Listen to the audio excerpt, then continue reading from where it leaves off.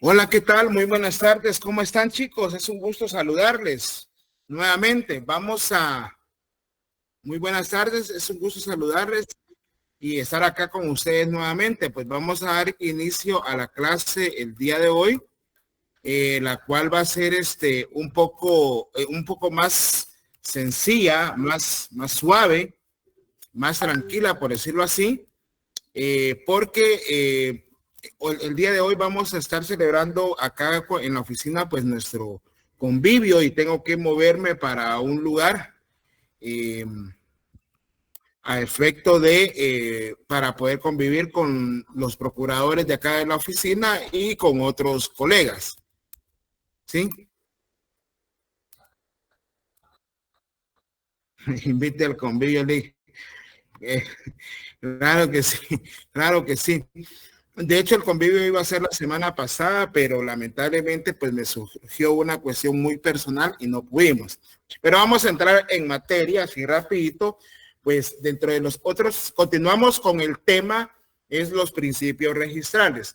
En ese sentido, pues nos quedamos el día de ayer en el principio de autenticidad, legitimidad de los documentos presentados para sus registros. Entonces, lo que se da acá es que el registrador únicamente de cualquiera de los registros, pues debe de limitarse a examinar ya sea la forma y el fondo del documento, pero jamás va a poder prejuzgar sobre si el documento es válido o es inválido. Es decir, si le presentan un testimonio de una escritura pública, pues efectivamente él tiene que considerar que esa escritura pública, ese testimonio, pues ha sido expedido por notario, pues es auténtico, ¿verdad? Entonces, los registradores, pues únicamente se van a legitimar su actuar va a ser únicamente a calificación, pero ellos no van a poder prejuzgar sobre el contenido o sobre si el documento es cierto o no. Sin embargo, en el registro general de la propiedad hay un, hay una,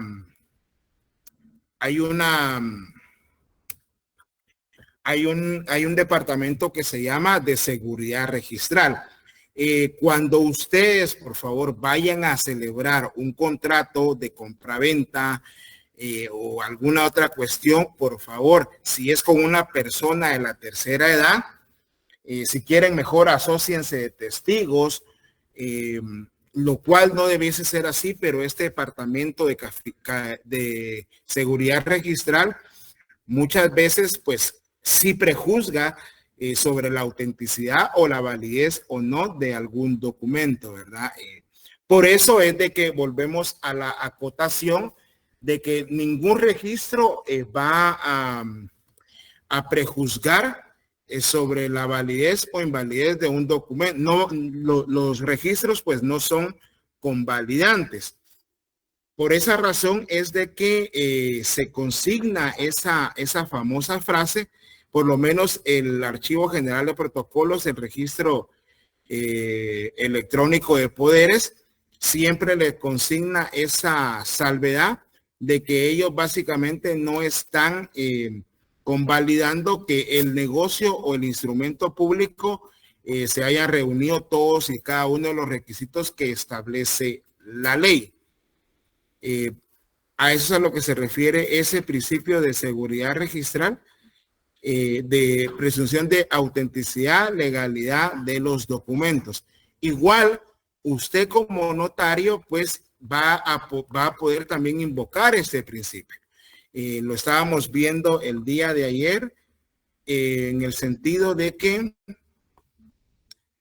por ejemplo, me pueden mandar, mijo, uno de los mandatos del señor de los que me acabas de escanear. Ahí, por favor. Eh, vamos a ver.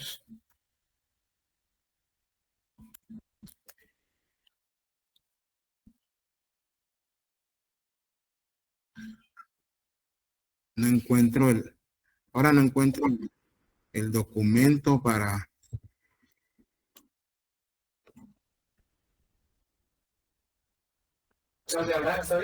Permíteme. Vamos a ver. Es que no encuentro el documento de... Sí me están viendo, ¿verdad, chicos? ¿Me están visualizando todavía? Sí, licenciado. Sí, licenciado. Buenas tardes.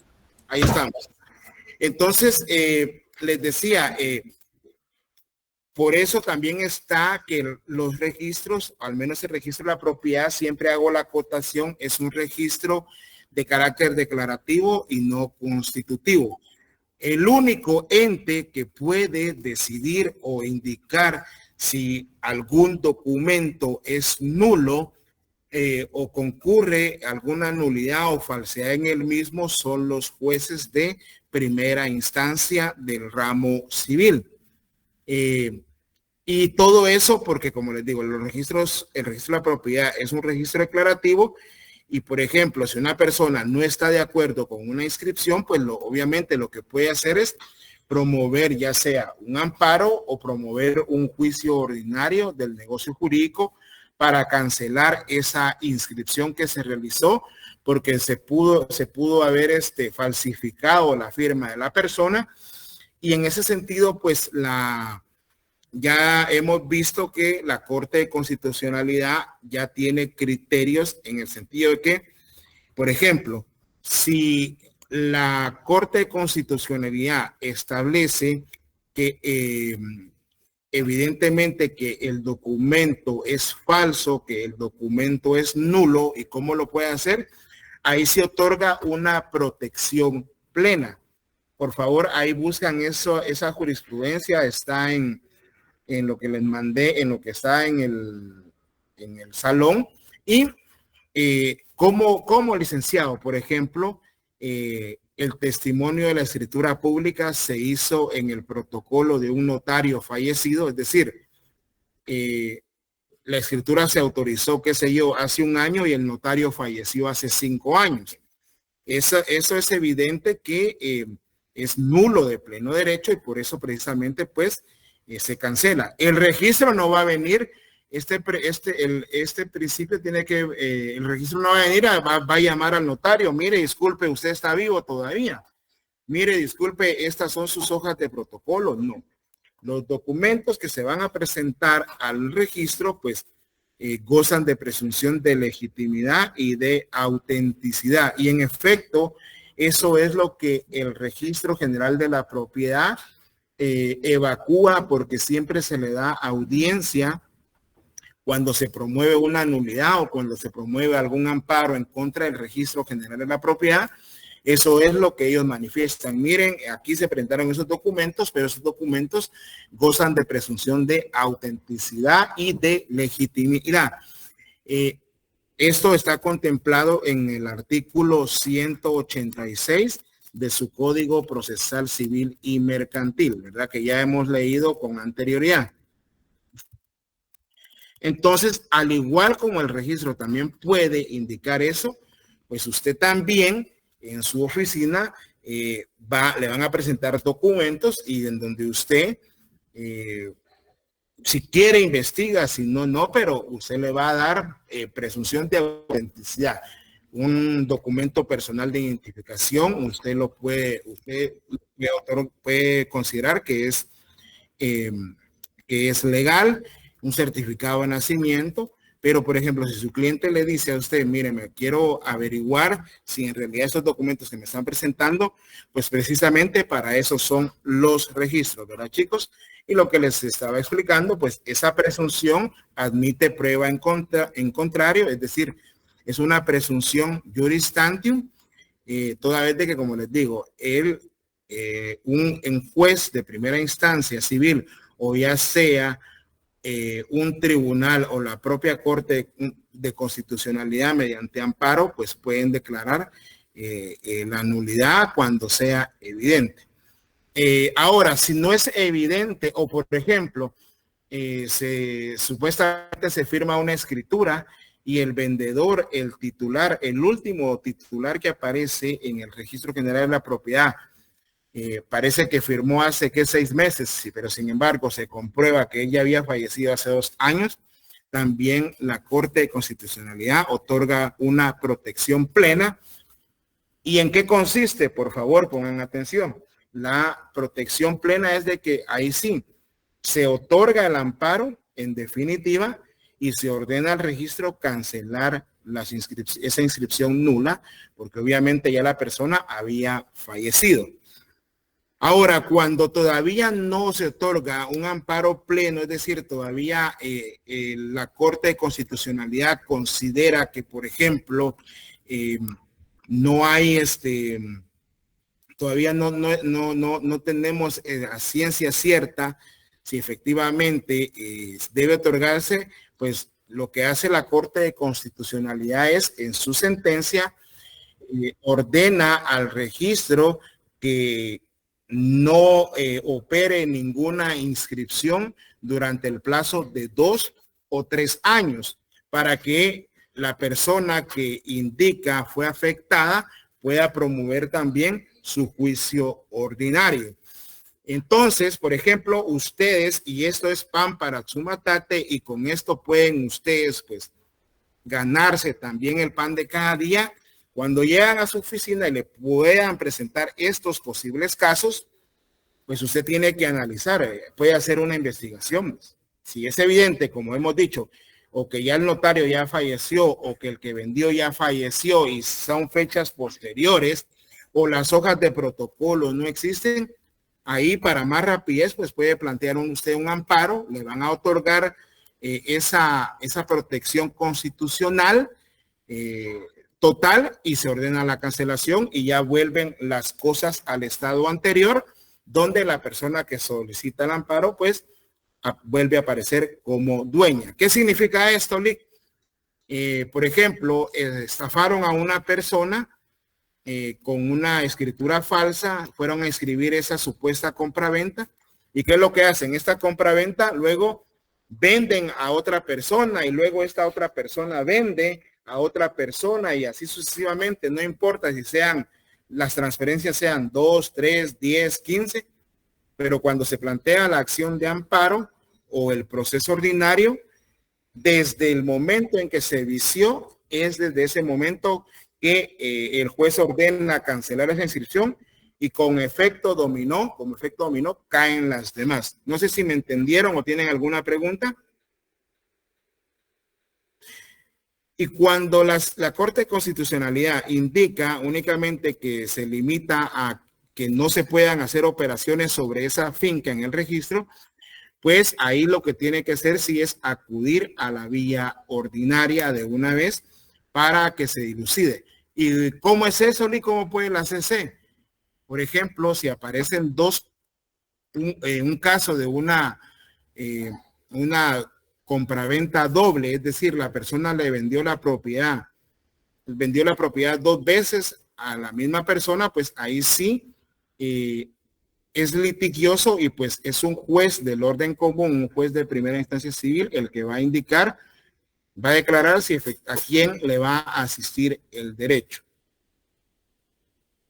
¿Me expliqué? ¿Me entendieron?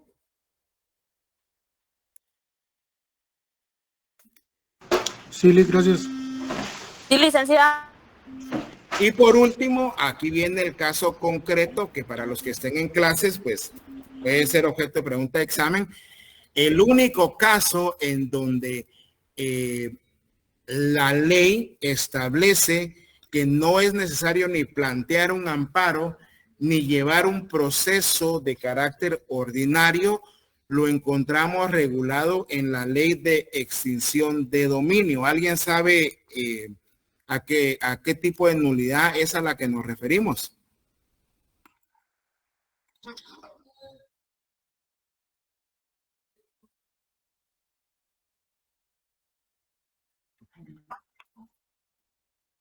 De mi parte no, licenciado. Bueno, eso está en su ley de extinción de dominio, que es la nulidad ab initio, cuando hablamos de que se presumen que los bienes que fueron adquiridos o que están a nombre de alguna persona fueron obtenidos mediante actividades ilícitas, y ahí no hay necesidad que ni un juez constitucional como la Corte de Constitucionalidad o un juez ordinario como un juez de primera instancia declaren esa nulidad, sino que automáticamente le quitan la propiedad a la persona y pues como ustedes van a saber después pasan a propiedad del Estado esos bienes inmuebles, ¿verdad? Por ejemplo, la supuesta finca que Otto Pérez Molina compró, que estaba no sé si en Chimaltenango, no sé en qué parte, pues se presume que fue por actividades ilícitas, cómo fue que la obtuvo, pero ahí no hubo necesidad ni de plantear amparo ni de plantear un proceso ordinario civil, sino que la ley de extinción de dominio, por favor, búscame la ley de extinción de dominio ahí, por favor. La ley de extinción de dominio establece que de una vez se le puede despojar a las personas por considerar que esos bienes proceden de actividades ilícitas. Y pues ahí el registro pues siempre va a decir, bueno, nosotros inscribimos la propiedad porque se nos presentaron documentos que aparentemente eran legales y con base al principio de presunción de legalidad y legitimidad de documentos fue que lo inscribimos. Otro principio, el principio de legalidad, pero antes de eso ya me hicieron favor acá de pasarme la ley de extinción de dominio. Vamos a ver en qué artículo está esto.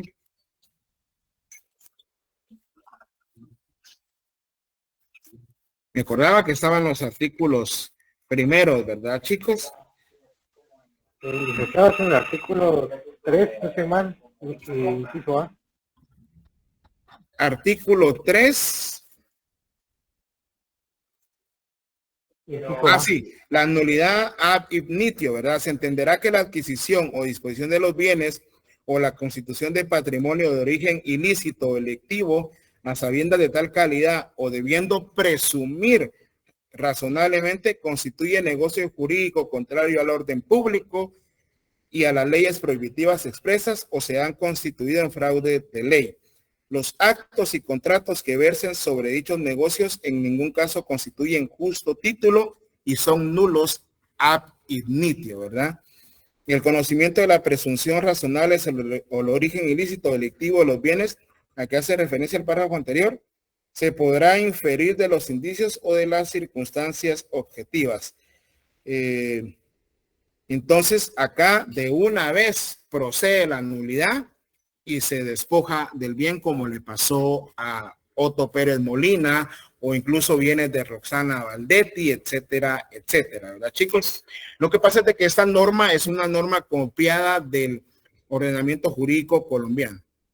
Luego, sí entendimos en cuando la Corte de Constitucionalidad otorga una protección de amparo plena, cuando la otorga de forma parcial y que evidentemente también por medio de la vía ordinaria podemos demandar una nulidad de un documento y cuando por medio de la ley de extinción de dominio, cuando se presume que los bienes provienen de actividades ilícitas, pues el negocio jurídico es nulo de pleno derecho. Principio de legalidad, ¿verdad? En ese sentido, pues en el registro solamente se pueden presentar o se puede tener acceso los títulos válidos legalmente emitidos y los que van a reunir los requisitos tanto de forma y de fondo por las leyes. Si yo voy a inscribir, por ejemplo, un contrato de partición de bien inmueble, pero necesito la autorización municipal, pues en la escritura pública debo de consignar los datos de la autorización municipal. Y si no se llevan esos datos, no se inserta esa autorización de la resolución municipal, pues obviamente no me lo van a inscribir. Cuando ustedes ya vayan a ver en notariado, pero no sé si vieron ahorita en derecho civil, cuáles son los requisitos que debe de llevar cada contrato, pues cada contrato debe de cumplir con ciertos requisitos. No todos los contratos son iguales. Por ejemplo, si yo quisiera comprar una propiedad de una persona que está en Estados Unidos, pues puedo actuar como en mi calidad de gestor de negocios. Pero ¿qué pasa si yo voy a vender algo de otra persona? Pues obviamente tengo que tener un mandato. Y si el mandato, y no solamente un mandato, tiene que ser un mandato ya sea especial o puede ser un mandato con cláusula especial, ¿verdad? Entonces, en el registro ellos van a hacer la calificación de que se cumplió con todo lo que establece la escritura pública, con todo lo que está establecido en el artículo 29 de su código de notariado y con otros requisitos, pero además, si se cumplió también con algunas cuestiones esenciales, por ejemplo, que firmaran la escritura pública, los que están contenidos en el artículo, creo que 31 o 32 de su código de comercio. A eso es a lo que se refiere el principio de legalidad. Y ahí tenemos el ejemplo. Los títulos que se presentan al registro de la propiedad, pues son testimonios de las escrituras públicas. Entonces, los documentos también extendidos por los órganos jurisdiccionales. ¿Cuáles documentos pueden emitir los órganos jurisdiccionales? Apúntenlo ahí. Por ejemplo, un despacho por un procedimiento de titulación supletoria. Puede ser también la certificación de un auto de una partición o de una división de la cosa común. Esos son documentos judiciales. Puede ser también una adjudicación. ¿Alguien sabe lo que es una adjudicación?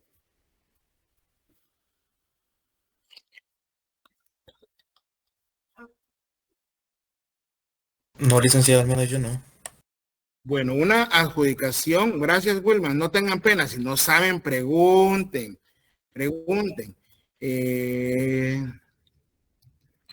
Si los mandatos, si todos los instrumentos públicos quedan en nuestro protocolo, como ya lo habíamos explicado, no estoy regañando, otra vez hacemos la aclaración. Y por ejemplo, yo puedo otorgar un mandato a favor de José Randolfo, y el mandato, él ya no quiere, José Randolfo otorga un mandato a favor de William Ávila, y entonces lo puede hacer conmigo, pero después ya decide revocar el mandato porque ya perdió vigencia o qué sé yo, pues puede ir con otro notario, no hay ningún problema con eso, ¿oyeron? Precisamente para eso está el artículo 90 de su código de notariado, en donde pues los avisos que se tienen que dar al Archivo General de Protocolos son los avisos de aclaración, de ampliación, de rectificación y o de cancelación de alguna escritura pública. Entonces, ¿qué es lo que pasaría? Por ejemplo, si José va con otro notario a cancelar ya el mandato que yo había otorgado, pues el otro notario lo que tiene que hacer es mandar ese aviso al Archivo General de Protocolos para que el Archivo General de Protocolos en el mandato que ya autoricé emita la razón respectiva, ¿verdad? Y también me mandan oficio a mí para que yo indique que ya ese mandato ya está cancelado, por decirlo de alguna manera. Entonces, como les digo, los títulos que se presentan, pues por lo regular son testimonios de escrituras públicas cuando los facciona el notario, aunque el notario, como les indiqué la otra vez, en un proceso sucesorio, intestado, extrajudicial, pues lo que presentamos es un testimonio de las partes conducentes. Y eso ya lo vamos a ver en otros días para que ustedes vean que es un testimonio de las partes conducentes cuando hagamos alguna práctica, cuando vamos a hacer práctica de qué es lo que van a ver ustedes o qué es lo que ya pueden visualizar en el registro, ¿verdad, chicos? Si las escrituras de un inmueble, Vivian, por favor. Es testimonio de la escritura, ya les dije. ¿Las escrituras a quién le quedan, chicos? Registro de propiedad. No, ¿qué es lo que le damos? Al notario. No, pero, sí, al notario, ¿verdad? ¿Y qué es lo que le damos a las personas, a nuestros clientes? Un duplicado. Testimonio. El testimonio. Una copia del documento. Porque el duplicado queda en el registro, eso lo vimos el día de ayer. No la estoy regañando, solo para que se les quede, para que ustedes vayan con su lenguaje técnico, ¿verdad? Licenciado, o sea, miren, esa es la idea también que se deben de quitar de la gente que dicen, yo tengo mis escrituras y entonces no pueden hacer nada. No, lamento decirles que no. Como les dije, los registros son públicos. Usted puede ir a solicitar un certificado al registro de la propiedad, al Archivo General de Protocolos, y con eso, pues, puede usted, mire, yo no tengo mi testimonio, pero aquí con el certificado acredito que yo soy el propietario del bien inmueble, ¿verdad? Entonces, por eso es de que les digo, no, si para poder estafar a las personas hay muchas formas, ¿verdad? Le dan validez a esa compraventa o quedaría sin efecto la compraventa. Mire, si el bien inmueble me está diciendo tiene un candado, vamos por partes. Si es una inmovilización y no se ha cancelado la inmovilización, el registro lo rechaza, ¿sí? Si es una anotación de demanda producto de una demanda judicial, el registro lo tiene que rechazar, ¿verdad? O sea, en primer lugar, el registro no podría, o no debería, mejor dicho. Entonces, le dan validez, la pregunta no sé si está bien formulada, pero debe de quitarse primero un candado. Ahorita les voy a hacer una aclaración para que me entiendan, pero pongan atención. Por ejemplo, hay un bien inmueble que tiene una hipoteca. Imagínense, tiene una hipoteca. La hipoteca ya venció.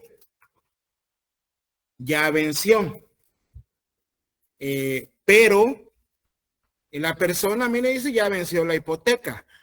Pero la persona vende el bien inmueble y ahí ya no hay ningún problema. Porque, por ejemplo, voy a buscarles ahorita, permítame.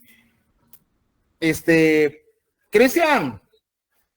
Entonces, fíjense, pues, hago la compraventa yo como notario, pero aunque la hipoteca ya esté, ya no esté vigente, ya esté vencida, ya no tiene validez, el registro me suspende porque me dice que hay una hipoteca vigente, ¿verdad?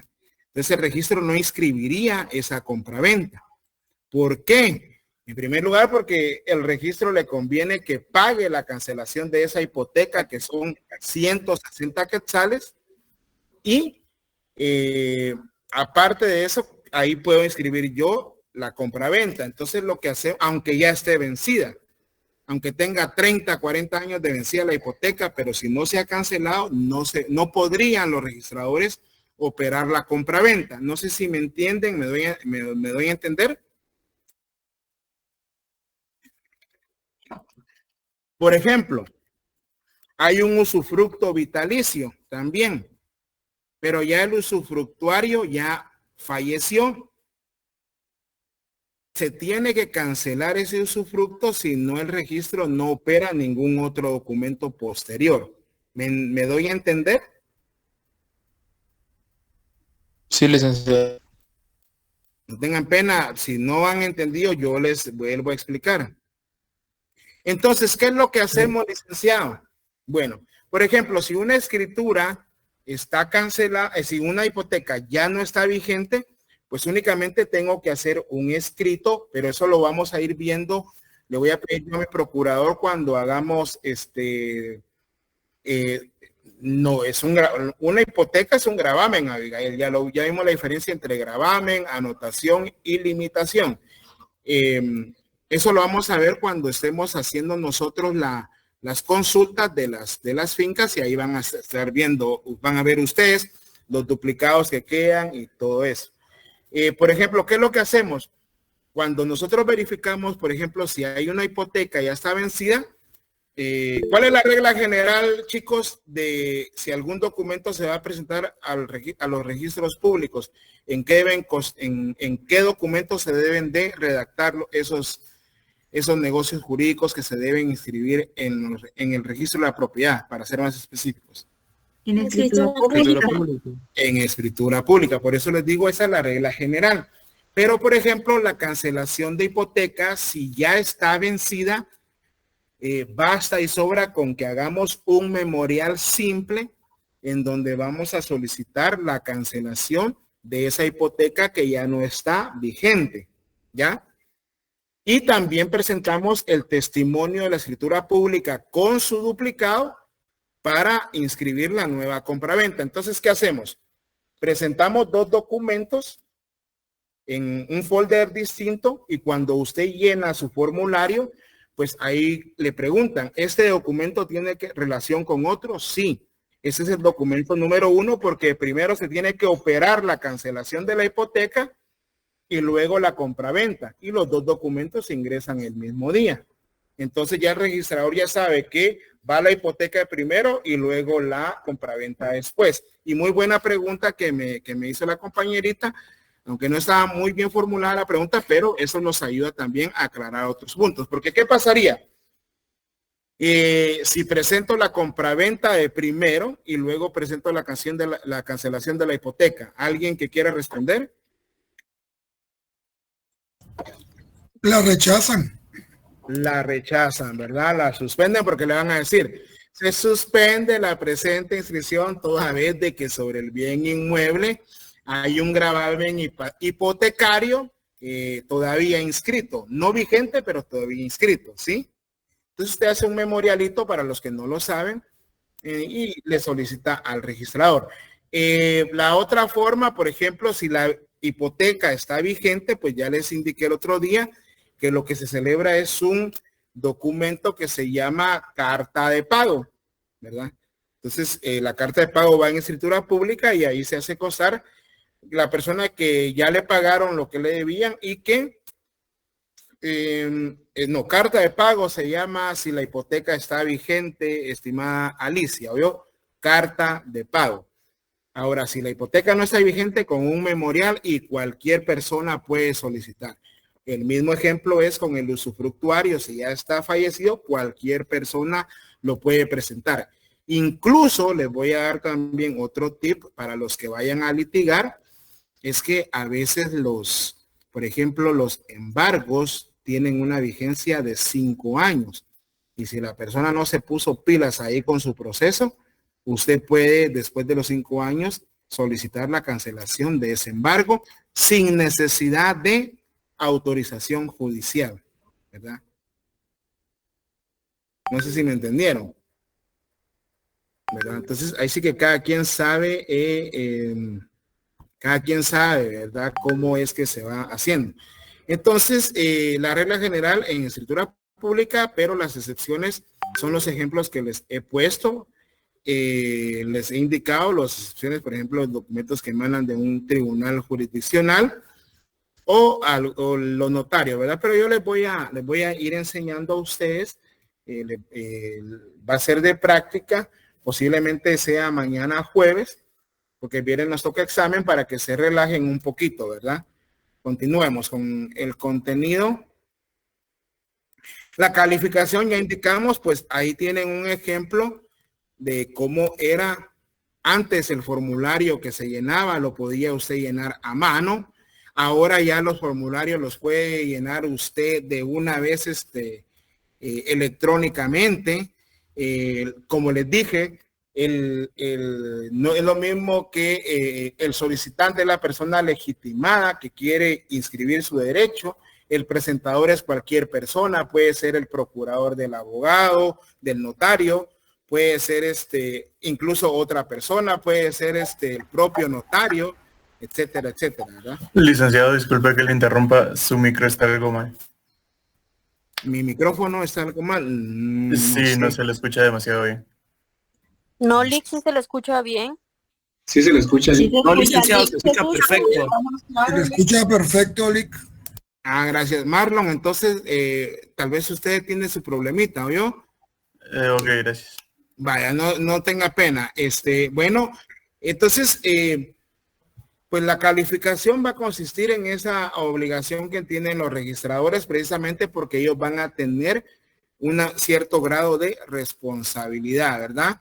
Ahora ya la mayoría de formularios están en las páginas de los registros y ustedes las pueden llenar, ¿verdad, chicos? Luego el principio de publicidad es un principio que no necesita mayor explicación.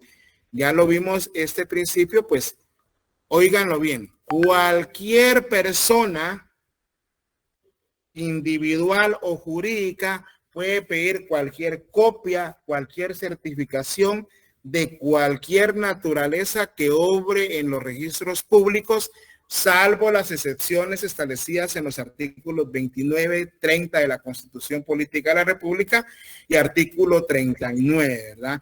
De tal suerte que si usted quiere saber cómo es la sociedad que dueña de, cómo fue que Walmart se vino a instaurar acá a Guatemala, usted puede ir al registro mercantil a pedir toda la información, si usted sabe el nombre de la sociedad.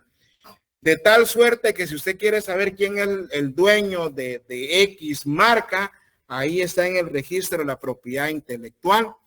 Si usted quiere saber si yo soy soltero o casado, no sé, para cualquier efecto, también puede en el Registro Nacional de las Personas verificar si soy felizmente soltero o si soy felizmente casado, ¿verdad? Entonces, todas esas informaciones deben de obrar en los registros públicos, a eso se refiere el principio de publicidad, y ustedes únicamente lo que tienen que sí tener van a ser los datos, ¿verdad? Se exceptúan también las informaciones bancarias, que esas sí es por medio de autorización judicial, también aquellas que tengan el carácter de información privilegiada conforme lo establece la ley de acceso a la información pública, etcétera, etcétera. Por eso les digo, usted quiere saber si yo le estoy ofreciendo una propiedad que yo digo que soy el dueño, pues me puede decir, como decía la compañerita, yo le puedo presentar el testimonio, pero si usted quiere estar más seguro, puede solicitar una certificación del historial completo en el Registro General de la Propiedad. En el Registro Nacional de las Personas a veces le piden a uno la fecha de nacimiento, el número de CUI, o le piden, pero eso se lo debe proporcionar a la persona con la que usted está negociando, ¿verdad? O con la cual va a celebrar un negocio jurídico. Le piden también a veces en la información. Ahí vamos a ingresar a mi usuario de RENAP también el día de mañana. Entonces, como les digo, pues ese principio de publicidad, usted puede tener acceso a toda la información que conforme la Constitución Política de la República podamos acceder, ¿verdad? Si yo quiero saber, si a mí me dicen, mira vos, en el registro de la propiedad, lo único que usted tiene que llevar es el número de finca, folio y libro. Si usted quiere saber si una persona otorgó o no testamento o donación por causa de muerte, solo llena un formulario, le cobran 50 quetzales y acompaña la certificación de fallecido y de nacimiento de la persona de quien usted quiere saber si otorgó testamento o no, o donación por causa de muerte. Si usted quiere saber, por ejemplo, si vamos a ver qué más, si un bien mueble ya ha sido dado en garantía prendaria conforme lo establece la Ley de Garantías Mobiliarias, pues usted acude al registro de garantías mobiliarias y ahí va da la información, quién es el acreedor, quién es el deudor, y ahí tiene que estar inscrito, ¿verdad? Eso es muy importante, por ejemplo, si usted va a comprar maquinaria que es cara, y pues puede verificar en el registro de garantías mobiliarias que efectivamente no ha sido dado como garantía, ¿verdad? Y se sorprende en su buena fe a la persona. Pero eso es a lo que me refiero yo con el principio de publicidad, ¿verdad? Y lo que obran los libros, eso debe ser copia fiel, ¿verdad?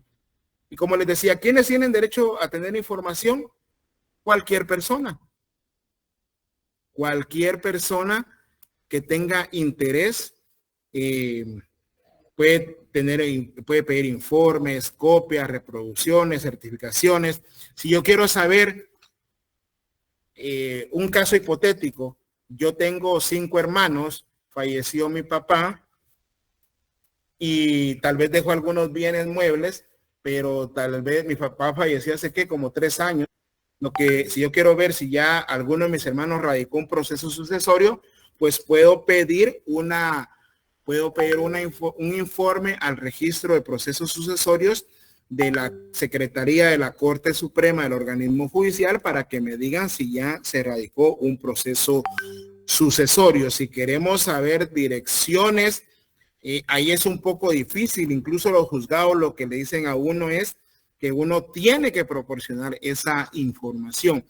Pero por lo regular, pues se puede utilizar algún, si usted sabe el número de DPI de la persona o el número de NID, pues puede solicitar en la página de SAT, ahí puede usted descargar el número de identificación tributaria y pues a veces aparece la dirección fiscal de la persona en donde se le puede notificar. Pero si en dado caso no pudiera por alguna forma, pues usted sabe que puede promover la ausencia de la persona, ¿verdad, chicos? Y ahí está una de las excepciones, salvo aquellos documentos relacionados con asuntos militares o diplomáticos o de seguridad nacional. De hecho, como les había yo indicado a ustedes, ya ustedes pueden abrir su usuario en el registro de la propiedad y pueden pedir certificaciones. Sí, ahorita nos vemos, pueden pedir certificaciones y lo que consideren, ¿verdad? ¿Alguna pregunta con el principio de publicidad? Todo claro, Lick. Todo claro como el agua. Muy bien. Vamos con el principio de legitimación. Ese principio de legitimación se encuentra en el artículo 1146. ¿Qué significa este principio de legitimación? Que únicamente la persona que aparezca como titular ante los registros respectivos es la persona que va a poder transmitir ese derecho, ¿verdad? Es la única persona que va a poder disponer de los bienes como la ley lo establece. Y para esos efectos, pues vimos que el principio de tracto sucesivo es aquel principio por medio del cual, a partir de la inmatriculación o la inscripción de determinado hecho o acto jurídico, las posteriores pues van a ir y se van a escribir en estricto riguroso orden de fechas y en forma correlativa, de tal suerte que, por ejemplo, yo para saber quién es el propietario, pues pido una certificación del historial completo y ahí veo quién va a ser la persona, quién es la persona que está legitimada para poderme vender ese bien. Si yo quiero saber quién es el propietario o titular de una marca, pues pido una certificación al registro de la propiedad intelectual para que me dé, para que él me indique y así yo pueda comprar la marca. Si yo quiero saber quién es el propietario de una empresa mercantil, pido una certificación al registro mercantil para determinar quién es el propietario, ¿verdad? Entonces, y los registros van a escribir el documento si efectivamente la persona que transfirió el mismo es la legítima para poder hacerlo, salvo las excepciones que les indiqué, ¿verdad? Por ejemplo, una hipoteca que ya está vencida, un embargo que ya pasaron los 5 años, etcétera, etcétera. ¿Alguna pregunta con este principio de legitimación? No, Lick, todo claro. Muy bien. Entonces, ahí usted, por ejemplo, si la finca va a aparecer que está hipotecado, obviamente no va a poder hacer usted la transferencia. Si está vigente la hipoteca, si la persona, el acreedor, no ha otorgado la carta de pago, ¿verdad? O lo ha liberado a usted de esa hipoteca. Si la marca también tiene algún problema, hay algún juicio y hay una anotación de que se está en discusión por esa marca, pues tampoco la va a poder vender. Ahí el registro lo que va a hacer es que va a rechazar esas solicitudes porque va a indicar que no se puede por existir ese gravamen o porque usted no es el titular. Lick, una pregunta, si la propiedad tiene candado, ¿se puede embargar? Sí, efectivamente, se puede embargar, pero como les había yo manifestado la otra vez, pues va a tener que hacer usted su colita Y si la persona, si hay una primera hipoteca, pues se va a esperar a que si paga la deuda o no, y si lo ejecutan a la persona. Si es de un embargo, por ejemplo, de una tarjeta de crédito, va a esperar a efectivamente si paga o no, o si queda algún remanente, etcétera, etcétera, ¿verdad? Todo aguanta, pero la persona ya va a saber que su derecho, pues hay un orden de prelación. Y aquí me voy a quedar con esto, y muy buena pregunta, y les voy a dar solo 2 ejemplos así sencillos. En ese sentido, vámonos a los embargos, por ejemplo, de salarios que se pueden dar por pensión alimenticia, por no cumplir con el pago de alguna tarjeta de crédito, qué sé yo.